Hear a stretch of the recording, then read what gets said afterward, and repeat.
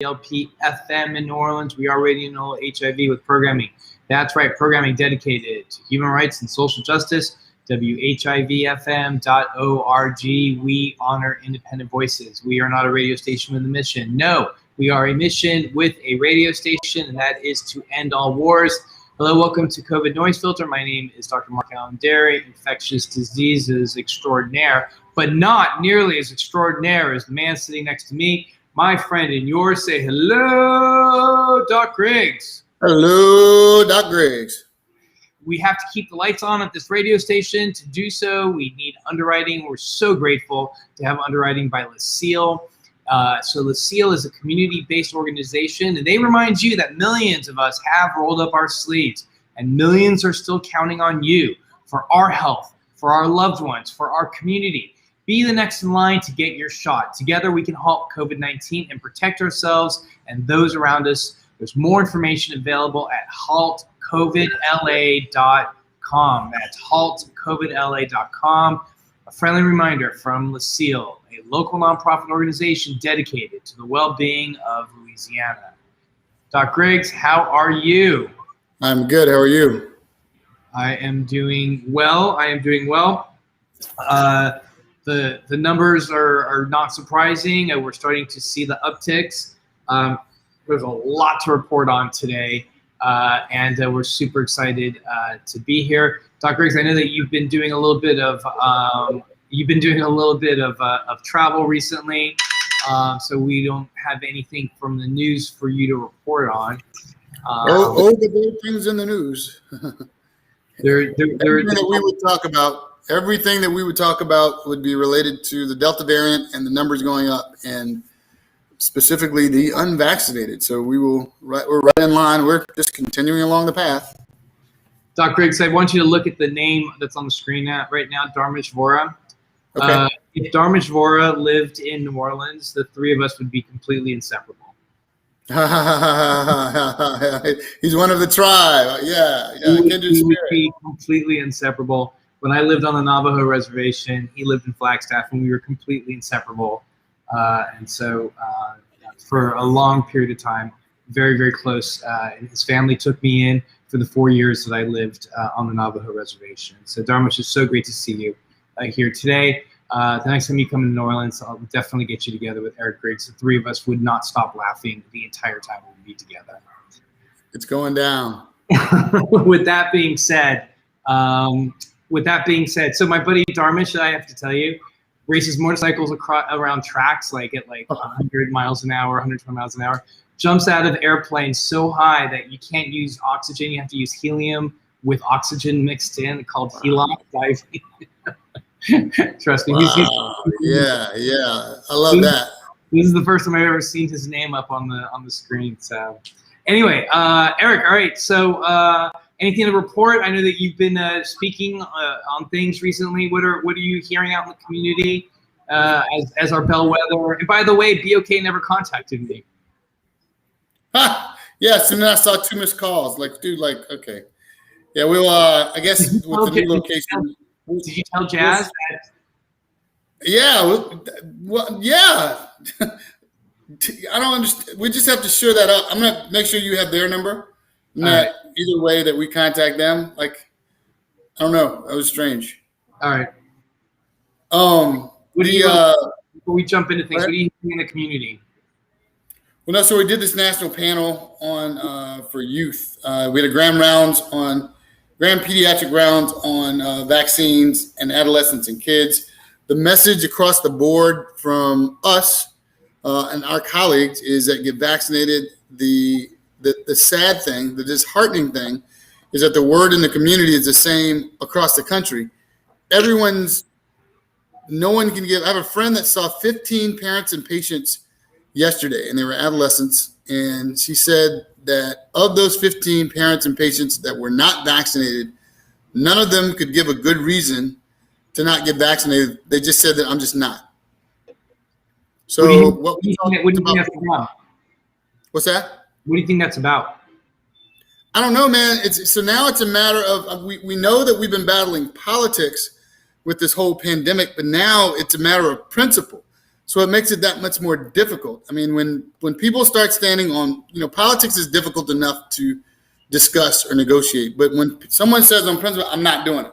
Why not? Because I'm not. And you can give them all the science that you want. I don't know. Suggestions from the community are gladly appreciated because the data, the science, they'll tell you, and this happens here. Oh, I know.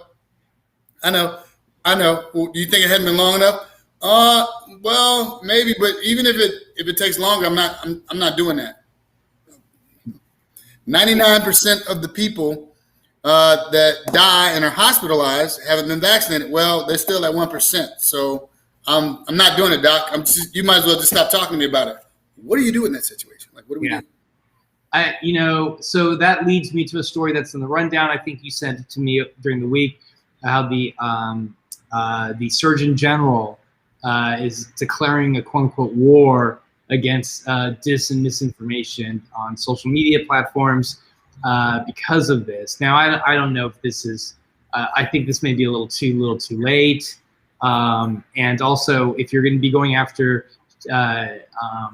social media platforms, that's a big deal. But you also need to be going after another major segment, which are the cable news channels that are ripe with spreading disinformation and misinformation, particularly the right wing, the one network, of course Fox, and then there's the other one I'm thinking about, Newsmax.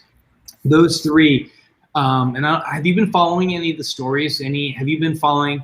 Like I'm particularly interested in media. Obviously, you and I are both in media, so I like to follow what other media folks say, and the things that are being said on some of these right-wing programs are really quite appalling. I have not been following it intentionally, just because we have so much going on. I don't have time to deal with it, but I need to jump back into it so I can know how to. But I haven't heard any. I'm not hearing anything new. All I'm hearing is I'm not. The stuff about the chips. Heard that from a kid once, and I'm like, dude, did you look that up on your phone? There's a chip in your phone. Oh, so yeah, I haven't. I'd love to hear more. Did I tell you about this? I had a patient, and this patient is a middle-aged person, so our age. This person is a highly successful entrepreneur and the CEO of a very, very successful tech company, all right, in the South. The first time I ever heard about a chip was from this person when I started talking about encouraging getting the vaccine. This was in November. So this was November or October, and I'm like, hey, listen, these new vaccines are coming out. It's really important that you get them. This individual said to me, I'm not getting the vaccine. I'm like, why? Like the data behind them are excellent. And this person says to me, I am not going to get a vaccine that's got a chip in it. And I literally, that was the first time I ever heard that. I literally had to sit back and I was like, this person is a computer engineer and runs a highly successful company in the South and is telling me about a chip. Like a chip, really? Like, wow, that's pretty insane. Like, technology to do that doesn't exist. It's like, did you hear about the American diplomats that are in Cuba and they're thinking that they all have these very similar CNS symptoms, headaches, nausea, tinnitus, blurry vision. They evacuated the Cuban embassy, I think, during the Trump administration, because the thought was that these sound waves were being blasted out them, and that was these symptoms. Remember that? Well, there was this great article where scientists were like, we just don't have the technology to do that. Doesn't work like that. The physics to do something like that just doesn't exist. And there's actually a better explanation to explain why that's happening, which is really fascinating. I don't want to go down that rabbit hole, but it's a little bit more of a psychosomatic, and I don't mean that in a negative manner, but oftentimes people who work and live close together, when one person experiences a symptom, other people will experience similar symptoms. And Salem witch, a psychosomatic Salem witch hunt.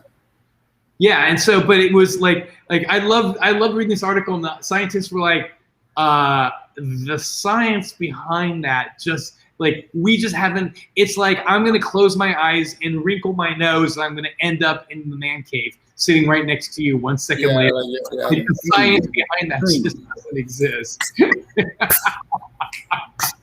I think we should have gone. We did talk about that, didn't we?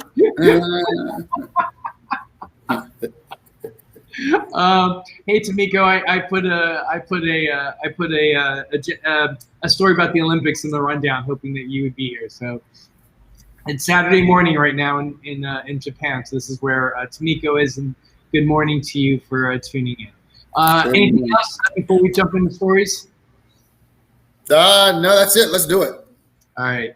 We have there's a lot of stories to go over. I almost kind of want to jump into the epi, to be honest with you, rather than the Let's do that and then get to the stories and end on a fun note. Okay. I do kind of want to jump into epi. So sorry if I'm making you here. Actually, let me turn that off so that you guys aren't. Let me jump to the epi real quickly. Excuse me. I do have some great stories. Like I do really have some really fun stories. But it's funny how like we were changing the format of the show to focus more on medicine, and like with the caveat that if things were getting hot with COVID, we revert back to COVID. We never even really got away from it, right? All right. Yeah, the stove was never turned off, like right. Simmering. The water's continuing to boil. All right, globally speaking, 190,127 cases as of last night. Deaths 4,087,995. These are gross underestimates. Look at this. We're starting to drive them up. 563,926. Deaths are approaching 8,600. And 6 people died per minute in the past 24 hours. But look at this. We are definitely seeing the beginning of another wave. So, folks, we are in it. This is global speaking. But you can see here that we are up 28% in mortalities. Wait till you see the mortality curve too. Another way the pandemic is hitting many parts of the world, Asia, Africa, and Latin America. So we talked about that the other day when we talked about how the top 12 cases are in 3 or 4 different continents. Or the top 3 or 4 countries. Let me rephrase that. The countries with the most amount of cases are in 3 or 4 different continents. And so what this says is that this is not a virus that is transmitting around. It is, obviously, but it's actually, as Dr. Griggs says, it's moving from country or continent to other continent due to travel. Travel is what's doing this. So, all right. The world's known coronavirus death past 4 million. Of course, we know that it's more than that. Pfizer is still pushing for authorization of coronavirus booster vaccine. I'm not really sure we're ready for that, even though we did write a script about that. And then July 19th is the England's lifting of restrictions. There's a lot of concern that's going to be very, very concerning with respect to us triggering off another European wave. And France is, here you see France is fearing a 4th wave as well. And they've now announced new vaccination requirements for healthcare workers, which I think is completely and totally appropriate.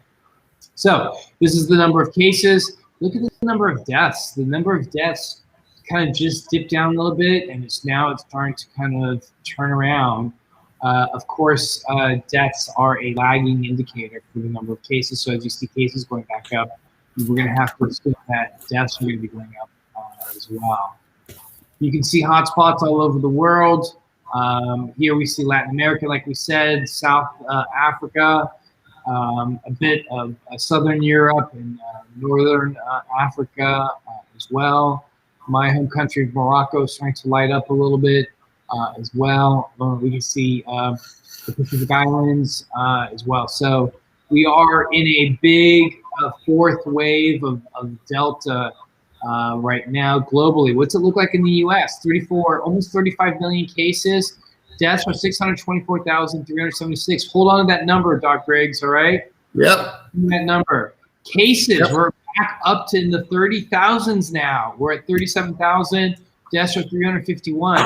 Look at this, Doc Griggs. We are at 624,376 known deaths. We know that it's far exceeding that, but we are 750,000. We are within striking distance. I'm going to start doing a countdown. It'll be in earnest once we hit 650,000. I hope we don't make it, but we are starting to get into striking distance between this number here, which is the number of people who died in the American Civil War. Doc Griggs and I started this streamcast when we hadn't even reached the war in Afghanistan. Every time we passed one of these metrics, we were like, it's never going to get to the next one. When we were here, we were like, it's never going to get to Korean War. Then we were like, it's never going to get to World War I and World War II. And now we are starting to approach a Civil War levels of mortality. A 4-year Civil War. Yeah, and you always, and I appreciate that you always remind me on that it took 4 years to get to that, and we are doing it in 18 months. Yeah. Yeah, it's impressive in all the not impressive ways. Let's see what we got here. We have look at this. So this is our CDC numbers, right? It was 24 per 100,000. 24, it dropped down to 21. It went up to 20.6, went up to 29.2, and then it went up to 58.6. And this is a 7-day case rate. So that really smooths out the edges. This is insanity, okay? This is insanity. 7-day case rate. It just literally just doubled. It doubled. It's unbelievable. In a week. Unbelievable. In a week, it doubled. You can see, and so let's see what it looks like. This is the Washington Post. You can see that it's starting to very slowly. You're starting to see what looks like to me some exponential rise. If you look at case rates, they're going up. They've almost gone up 90%. Death rates are going up. Hospitalization rates are going up. And fortunately, tests have gone up a bit as well. But we are not going in the right direction. How do they know what direction we're going in? No. Planes, trains, and automobile reference. Anyway, Right. we are not going in the right direction. This is scary right here. And what scares me the most is how this number was this last week, and now it's this week.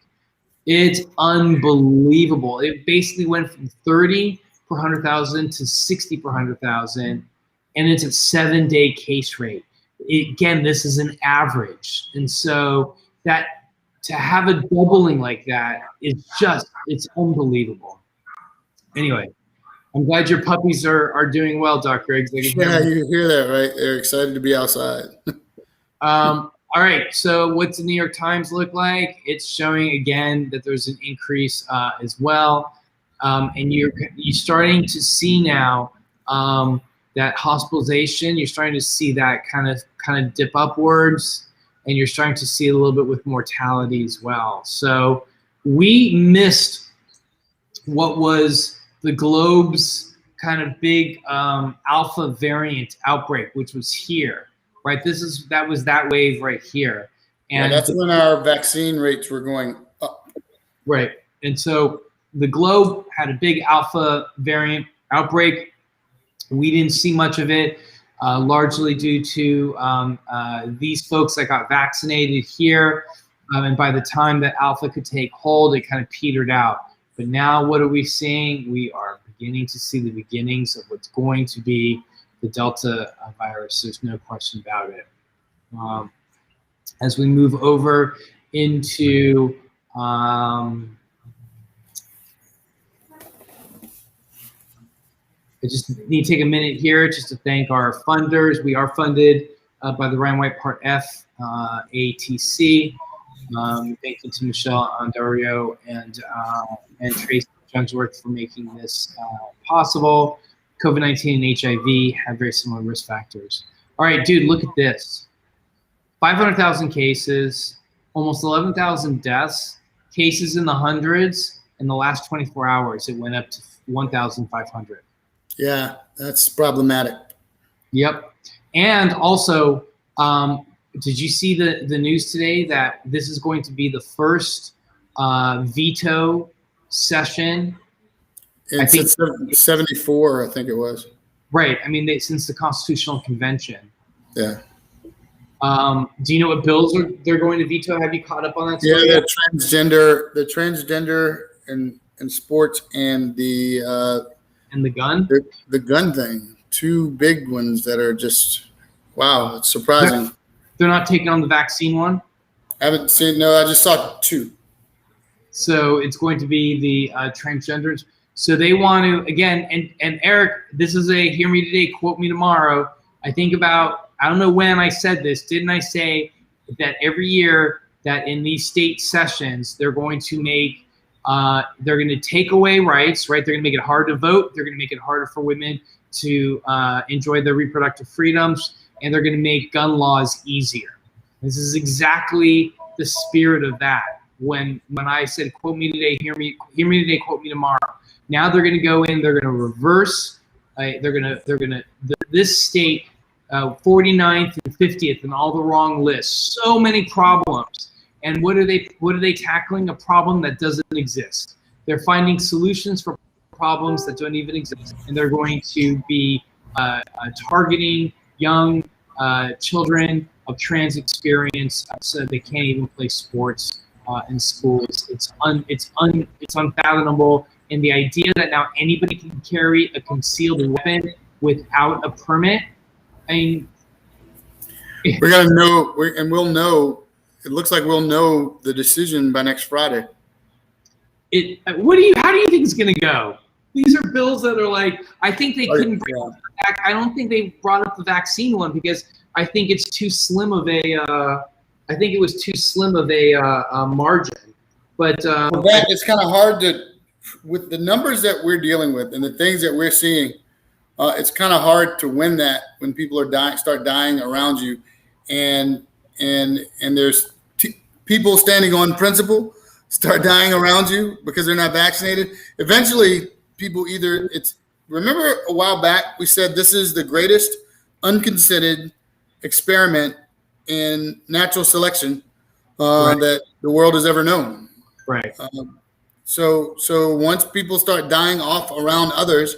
And they start realizing it's not just freedoms that people have, because I sent you one, and I'm sure it'll be in the rundown about that concert in the Netherlands. It's not freedoms, just freedoms that people have.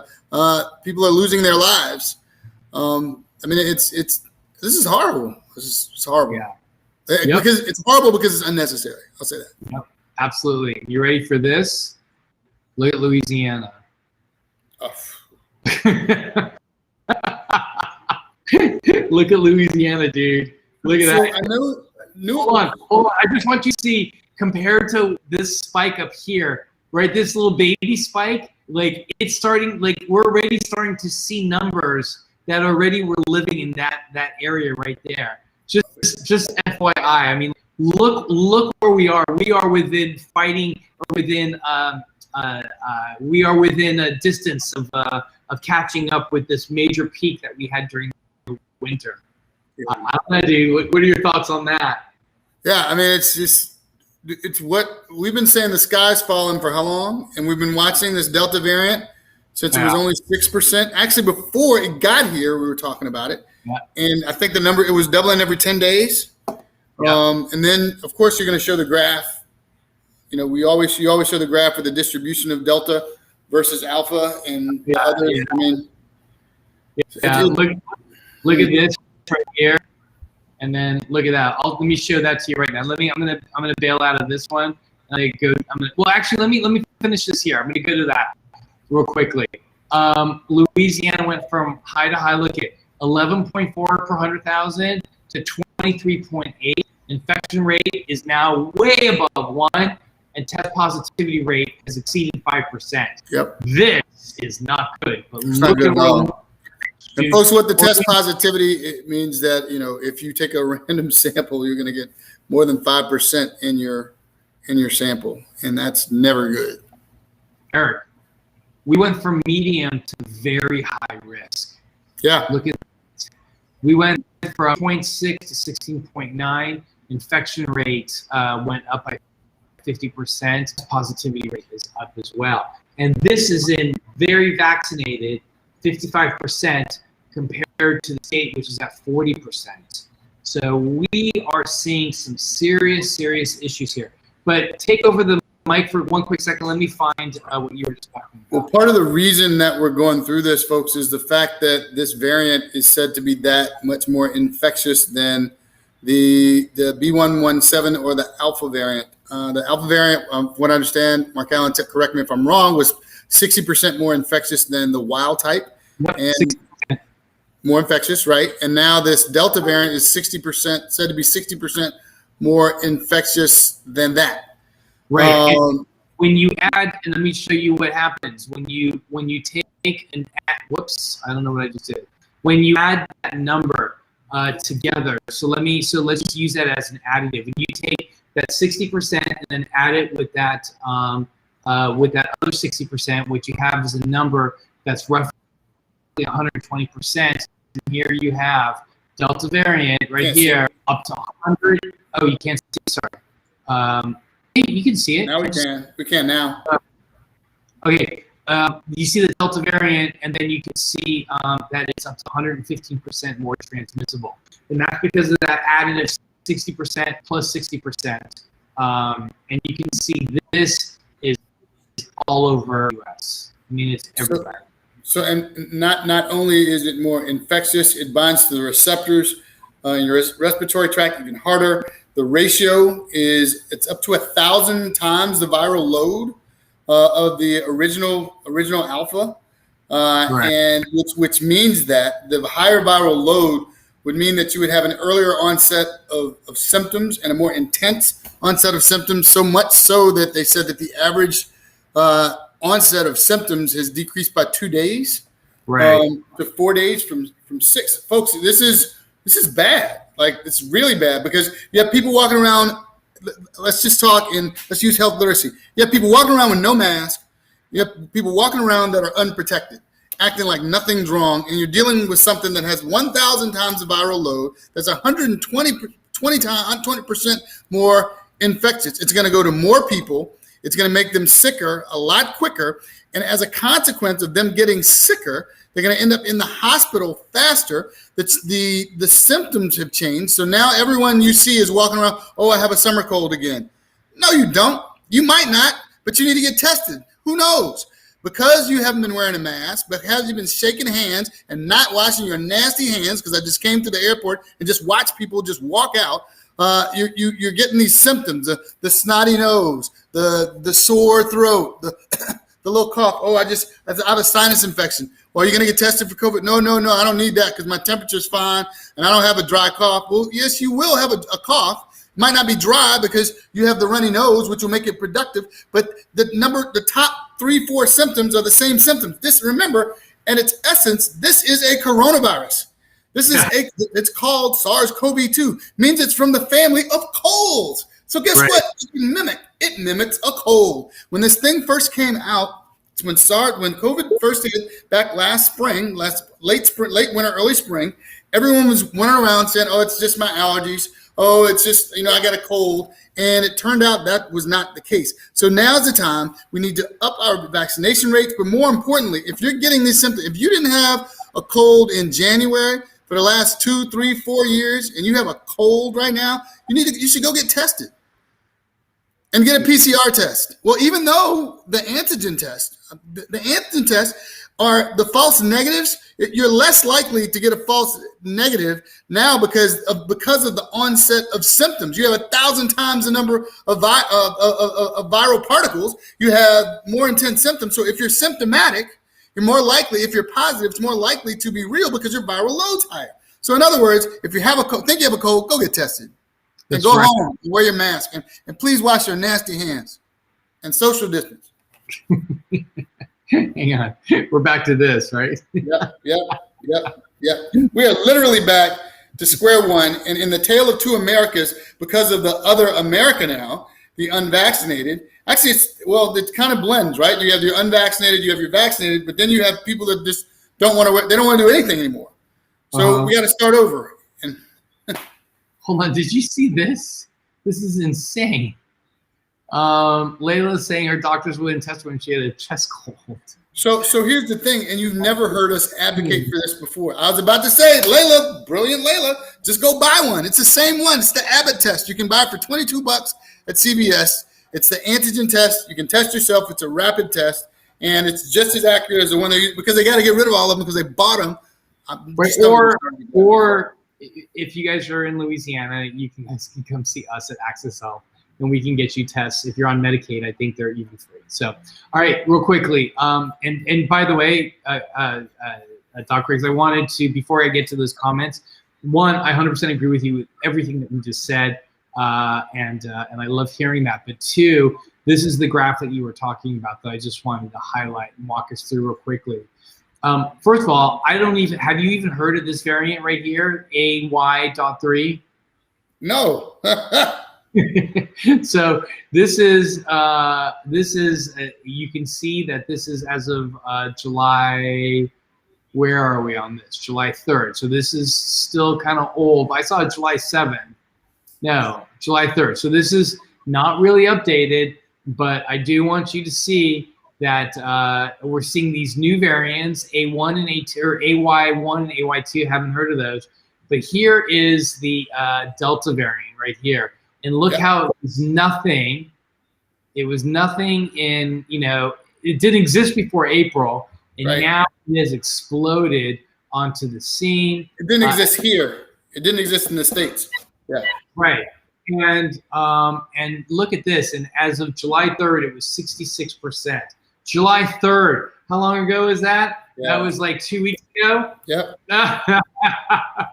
And you can see it's putting out P1, which is the Brazilian, the alpha, beta, gamma, and then 1526 is South Africa. That's a beta, and then alpha. So here's alpha, beta, gamma right here, and then delta right here. And so you can see which one really is the most. And look at this alpha. At one point was the dominating one, and now you can see this is. For me, this is really fascinating. I think we were having this conversation on the front porch once, weren't we? When I was just it's so fascinating to see this viral. It's so fascinating to see this virus do this in real time. I have to take this call. Will you pick up real quick? Yeah, it's fascinating to watch this virus evolve. We see a comment. Layla said, "How long?" She said, "Apparently, the new variant." Responsible for a lot of breakthrough cases. So folks, let's talk about the breakthrough cases for a minute. We've never said that any of the viruses are 100%. And I like to think in terms of someone using an air sprayer to paint a room, right? So if we walk into a room of an average size and we see someone painting the room, we can put on our hazmat suits, we can put goggles on, we can put a mask on, to protect us, gloves, the whole nine, the rubber bands or the elastic to strap up, cover our shoes, the whole nine. But if you're not able to, you're 95% protected, but that last strip of your zipper gets stuck. It just won't go up and you go in the room. Well, as long as there's one person in the room and you're able to stay pretty much away from them and you can kind of protect yourself, you're not 100% protected, about 95% protected, and they're spray painting. You can avoid the mist in the air as long as it's not that dense, right?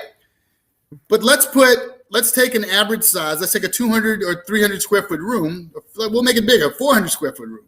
We can make it a 750 square foot room. And let's saturate the room with like 10 people with paint sprayers, all painting and putting paint mist in the air at the same time. Now, though we're protected here, though we're fully protected with our goggles and we have our suits, gloves, the whole nine, because that zipper, it's not defective, but it just won't zip for that last half a strip. Eventually, if you stay in the room long enough and there are enough people and more painters come in and put more paint in the air, you're going to get paint on your clothes, and eventually you'll breathe it in. You'll even see it possibly on your face. It's that exact same thing. I know it's in the rundown, but if you've been vaccinated, again, these are not 100%. If you've had one, it's even less so.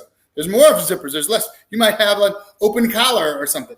But if you're vaccinated and you walk into a room of people with the Delta variant and they're breathing in and out this new variant, and you're not wearing a mask because no one's wearing a mask, eventually the viral load will be enough that it will affect your immune system and you can test positive.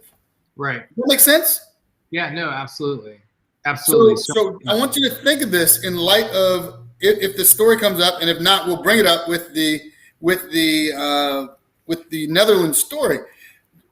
It's a full package. We have to vaccinate. We have to take the path of most protection, which is the most conservative path. We need to get vaccinated. We need to wear masks. We need to social distance, and we need to continue getting tested in order to get out of this. The virus hasn't changed its approach. It's not trying to modify. Look, they have a vaccine, so I better relax a little bit. I'm gonna chill out because they took their mask off, so it's gonna be that much eating. No, it's relentless. It's gonna continue doing the exact same thing. And as long, if we're running a race, a 400-meter race, and at no point our opponent is slowing down and it's continuing to do the same thing, in order to beat it, we need to level up our game plan in order to get to the finish line, because we're losing. We're losing. That's right. We're losing. We are, and there's a couple of good questions I want to get to that's going to actually tie into what Dr. Briggs was saying in a moment. Booster shots are recommended for the immunosuppressed. If 2 shots aren't effective, why would a third be effective? That's a good question. I have a friend of mine who had a solid organ transplant. She emailed me a couple days ago. I got it. She emailed me a couple days ago to tell me that she did get a 3rd shot and that she finally just started developing antibodies. So what happens, and for people like this individual who had a solid organ transplant, your body's unable to make antibodies because you're on immunosuppressive drugs that are quite literally holding down the ability for your immune system to work appropriately. So when that happens, those medications, when you get a vaccine, prevent continued production of antibodies. So there's finding that those 3rd injections do work for them. Tamiko says 10 summer camps in the U.S. had to close because some of the children have a virus. I would imagine it's actually probably more than that, to be honest. But we don't know. And then also, Dr. Riggs, what do you think about this? I'm assuming we shouldn't do band class this year too, right? Where they blow into right. They blow into horns and stuff like that. Well, that's the whole thing with the school thing, right? Like, right. Yeah. Let's see. How long will we let it mutate until vaccines aren't effective? No, that's 100% true. But it's not just us. You have to understand that we did not come up with a comprehensive global plan. Let me take a step back. We did. We talked about it on this show a lot, but the powers that be didn't. And now we have these hugely unequal or unequal vaccination rates with those individuals that live in the poorest part of the world who are unable to get vaccinated. Therefore, we're going to see variants emerge from there. And if you look at the variants that have emerged, they've emerged in either middle-income or low-income countries like India, like Brazil, like South Africa. And so we're going to see more things like that coming out. Dorian Gray Alexander, we're seeing about 6% of the vaccinated people testing positive in our recent numbers. Doc's right, vigilance is vital. Yes, indeed, absolutely. And again, remember these numbers, so the vaccine is not going to prevent you from getting reinfected. What it is preventing you from is getting sick, right? So it's preventing you from severity of illness. It's preventing you from hospitalization. And more importantly, and I hope this resonates, it's preventing you from death. So that's what the vaccines are doing. And fortunately, they are working very well. Dorian also says, some are confusing immunosuppression and immunocompromise. Excellent observation, Dorian. Excellent. That's excellent. Yeah. Do you want to tackle that one, or do you want me to? I'll let you start. I mean, they're two totally different things, and this is, again, I will say this is why health literacy is so important. People see immuno and they assume that they understand it has to do with the immune system and that it's both the same thing, and it's not. Right. Yeah, absolutely. Immunosuppression is when you take medications. I'm going to simplify it. Is when you take medications that suppress your immune system to a certain degree. To an overly simplified version of that would be a non-steroidal anti-inflammatory drugs, right? So like Advil, to a certain degree, so simplified, suppresses your immune system. It suppresses inflammation. And inflammation, remember, inflammation is part of your immune system.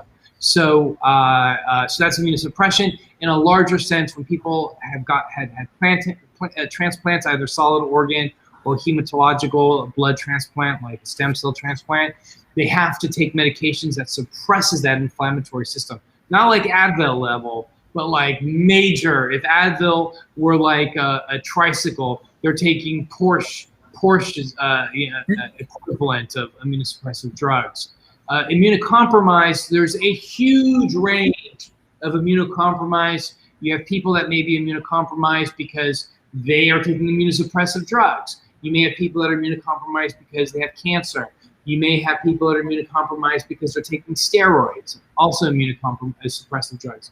You may have people that are mildly immunocompromised, like people living with HIV or people with hepatitis C. Because we can cure hepatitis C, we can resume the immune system. And people living with HIV, especially when they take their medications and they take their medications daily so that they're undetectable, we can't detect their viral load, their immune system rebounds quite nicely such that they end up with an immune system that's equivalent to the immune system they had prior to HIV. So there's your quick and dirty infectious diseases doctor's definition of immunosuppressed versus immunocompromised. Go ahead, Eric. Yeah, I was just going to give a real simple version. Immunosuppression is external. Immunocompromised is internal. Immunosuppression is a standing down of some component to some degree of your immune system from attacking something that can be therapeutic or attacking the body. And immunocompromised means that you might not have enough troops in one department of your defense system in order to protect yourself. Does that make sense? Right. One's external and one's internal. One's intentional, and one is can't think of the word. It can be self-generated from the body. What are you talking about? What can be self-generated?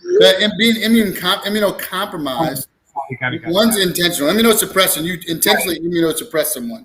Immunocompromised can be the result of medical condition, or it can be the result of immunocompromised can be the result of a medical condition, or it can be the result of a medication that you might be taking. But immunosuppression is intentional. Right. Eric, what are your thoughts on the Olympic Games super spreading event? Yes. Even though absolutely, which is why they said they'll have no spectators. They said no spectators, but now, okay, so we'll just put the world's best athletes at risk. Yeah, it makes sense. Sorry, it's in the rundown, so I'm going to try to get to it because Tamiko is here today, and she's also saying she has severe asthma and she has to take steroid medications every day, which would, again, somebody who takes anything over 15 milligrams of prednisone daily is considered to be immune. So as a byproduct of the medication she's taking, she's immunocompromised. Now, someone that might have some type of transplant can be immunosuppressed, so the body won't reject that organ. Does that make sense? Right. Two different modes. Dorian, are we making sense, Dorian? I think Dorian knows. I think he just wanted us to explain. No, I want to make sure that we're simplifying it to the point that it makes sense, like the intentionality versus the byproduct or the natural condition. All right, let's jump to these stories. All right, real quickly. It's a bad combination. The U.S. vaccinated. They're the ones showing up at hospitals across the country, even landing on ICU and ventilators. CDC says slightly slightly fewer than half of 18 to 24 and 25 to 39 are fully vaccinated. Former FDA commissioner says the Delta variant will keep causing problems maybe until October, and it'll get worse before it gets better. What's happening in Cuba is breaking my heart. These sanctions are not hurting the Cuban government, they're hurting the Cuban people. COVID-19 is sparking protests in several countries and additional uprisings in Cuba. Tear gas was used on protesters. Tear gas on protesters in Paris. I bet you the people who were tear gassing, they were perfectly protected with their masks. Who rallied against plans to require a vaccine certificate or negative PCR to get into bars, restaurants, and cinemas. Well, I'm not necessarily 100% agreeing with what they're protesting against, but I don't think that tear gas is appropriate. I think you should let people protest, but I don't think you should be using tear gas. And let me just finish this. And in Greece, thousands gathered in the two largest cities protesting plans to make vaccines available to children as young as 15 without parental consent. What's wrong with people, Eric? What's wrong with people? Jeez. I don't know, man. It's just the American virus has spread to other people. I mean, I'm just going to say that. Like, so we're rallying against food, liquor, and entertainment. Those are our priorities. Right. It's not saving lives, protecting our kids, getting back to a normal economy, getting back to a normal lifestyle anytime. I want to drink unbothered. I want to eat unbothered, and I want to be entertained unbothered and unprotected. And it be damned. It doesn't matter whether it hurts the kids. It doesn't matter if it hurts. I mean, oh my gosh. It's William Burroughs, the famous writer, has this great saying. I think I'm sure I've used it with you in front of a million times. The great William Burroughs once said, he had this very crackly voice in the way he talks. He's like, "Man is a bad animal." It's so true. Man is a bad animal. 100%. 100%. 100%. All right. Man is a bad animal. All right. Speaking of lockdown, Spain's constitutional court ruled yesterday that mandating strict home confinement last year was unconstitutional. The government used a state of emergency to temporarily limit civil liberties, but the ruling annulled some articles of the decree related to free movement of citizens that opens the door to canceling fines for those who violated restrictions. My goodness. And then look at this one. A homeopathic doctor in California became the first to face federal charges over fake COVID-19 immunizations and falsified vaccine cards. Julie Motzi of Napa allegedly sold immunization pellets, she said, containing the COVID-19 virus and would create lifelong immunity. And she allegedly sent vaccination cards that falsely stated the Moderna vaccine was administered after the pellets were taken. Dude, like, it's so hard to read these stories sometimes, man. I don't know if I should laugh or feel sorry, man. I don't know. You don't know where to laugh or cry. Listen, while we're talking on CNN right now, they're saying 1 week from opening ceremony, Japan is coping with a COVID spike. And there are athletes, and this is to Miko's point in the comment, there are athletes that are withdrawing from the Olympics for fear of COVID. You're going to go to a place in the middle of a spike. I mean, I don't blame them. I don't blame them. It's in the rundown. I'll jump right to it as soon as we're done here. Yeah. Let's see here. Masks are back. LA County again is requiring masks to be worn indoors, which is incredible. I think that's totally right. Africa recorded a 43% jump in COVID-19 deaths last week. Infections and hospitalizations have risen in some places. There are shortages of oxygen and ICU beds. The continent's case fatality rate is 2.6. The globe is 2.2. The head of the World Health Organization admitted it was too premature for them to rule out a lab in China as the origin of coronavirus. This is back. So I am starting to really lean in that direction. You hear in the American media, it's almost exclusively the unvaccinated who are dying of COVID. So why has Public Health England reported that most COVID deaths there are among the vaccinated? They not only say it, they say that's to be expected. The risk of dying from COVID doubles every 7 years what patient is. This variation means that vaccines won't reduce the risk of death for older people so much that it falls below the risk of younger demographics. The problem with the explanation, of course, is infections are high. You know what? This is BS. I'm not going to even continue. No, that's not even, I was about to say, I read that. That doesn't make any sense whatsoever. None. CDC director warns this is becoming a pandemic of the unvaccinated. This is what we've been talking about. Case hospitalizations and deaths remain far below last winter's peak. Vaccines are still effective, but rising cases are prompting officials. We're going to get to this story. A week before the Tokyo Olympics, the COVID bubble comes under strain. Let's see what else we have here. African countries are left with scarce vaccine supplies. The Delta variant is hampering Europe's economy. And we talked about masks in California. All right. So what do we got happening in Tokyo right now, or in Japan? As the highly contagious Delta variant. Oh no, I'm sorry. This is the Tale of Two Cities. As a highly contagious Delta variant, this is becoming a pandemic of the unvaccinated. Cases, hospitalizations, and deaths remain below, like we said, but the number of new cases is increasing in coming weeks, and those cases are likely to be concentrated in areas with low vaccination coverage. Our biggest concern is that we're going to continue to see preventable cases, hospitalizations, and sadly, deaths amongst the unvaccinated. It's unbelievable. Delta now accounts for more than half of new infections across the country. This is going to, no question, by this time next week, certainly in 2 weeks, it is going to be probably at about 80 to 100%. Fortunately, we do know that the vaccines that we have are still effective against Delta as well. Unfortunately, the pace of vaccination is declining. So that's where we're at. We're going to see a tale of two pandemics. And as I showed you in the data, we are seeing increases, significant increases in cases, in hospitalizations, and in mortality. And here, Dr. Tom Friedman, who's the former director of the CDC, says, dying at this stage in the pandemic is almost like a soldier dying after a peace treaty has been signed. It's heartbreaking and largely preventable.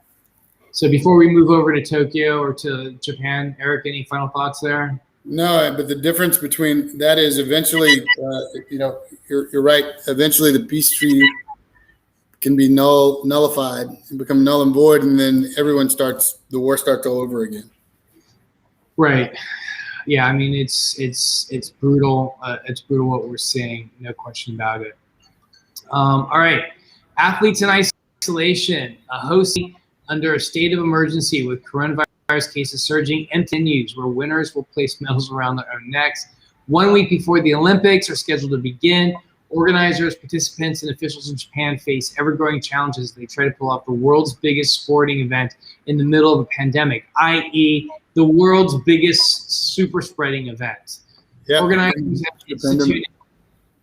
What's that? In the history of the pandemic. Yep, or probably in the world. Yep. Organizers have instituted strict COVID rules, barring spectators, mass testing, Olympic personnel, creating bubbles aimed at separating the public from the thousands of athletes, coaches, and guests flying in from around the world. On Thursday, the president of the IOCC, Thomas Bach, insisted that there was no risk that the games would spread infections, saying that the organizers would do anything they can ensure that we did not bring risk to the Japanese people. Well, that's at least good that he identified him correctly this time. But while he did, of course, get the right group of people, did you hear he actually referred to the Japanese as Chinese? Did you hear that? No. Yeah, that was that. It was it was horrific. Anyway, but what ultimately he has here is that there's no risk that the games would spread infections. What do you think about this bold-faced lie right here? Yeah, so you have an asymptomatic infection where people, you don't know whether they're tested or not, with a risk of false negatives with rapid tests, people coming in from all over the world with a more infectious variant where they come in close contact to one another and they're locked up, they're engaged in sports, breathing on each other without masks. Of course, there's no absolutely no risk at all. Right. Look at this. On Friday, the organizing committee reported 4 new infections, bringing 30 confirmed cases. One is a case of a Nigerian official who tested positive and was immediately hospitalized. It's unbelievable. This week, 21 South African rugby players went into isolation, and some staff members at a hotel where Brazilian athletes are staying tested positive as well. Cases are climbing in Tokyo. This is just an unmitigated disaster. And as Tamiko's been telling us, only about 20% of Japan's 126 million people are fully vaccinated. This is an unmitigated disaster. Organizers, however, say the protocols are working and that infection occurred among only a handful of the tens of thousands of people. Just a handful. Man, this is going to be looked back.